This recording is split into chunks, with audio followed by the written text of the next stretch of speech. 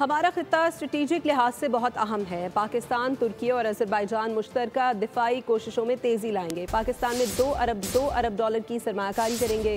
آذربائیجان کے شہر لاچین میں پاک، ترکی اور آذربائیجان کے 3 فریقی اجلاس کے بعد مشترکہ پریس کانفرنس سے آذری اور ترک صدر نے خطاب میں کہا کہ تینوں ممالک کا اتحاد مثالی ہے۔ پاکستان، ترکی اور آذربائیجان دفاعی شعبوں میں اپنے تعاون کو مستحکم بنائیں گے۔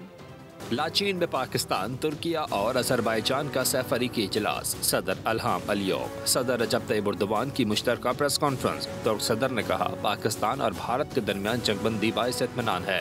Let me take this opportunity to state that we are pleased with the ceasefire which ended the tension which erupted between Pakistan and India.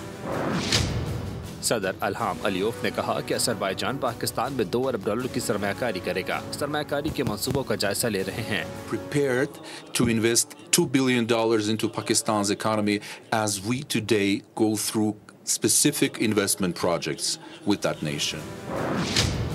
دونوں صدور کا موقف تھا کہ تینوں ممالک کے درمیان دفاعی شعبے میں تعاون کے وسیع امکانات ہیں۔ سبسکرائب کریں اور بیل دبائیں تاکہ کوئی خبر رہ نہ جائے۔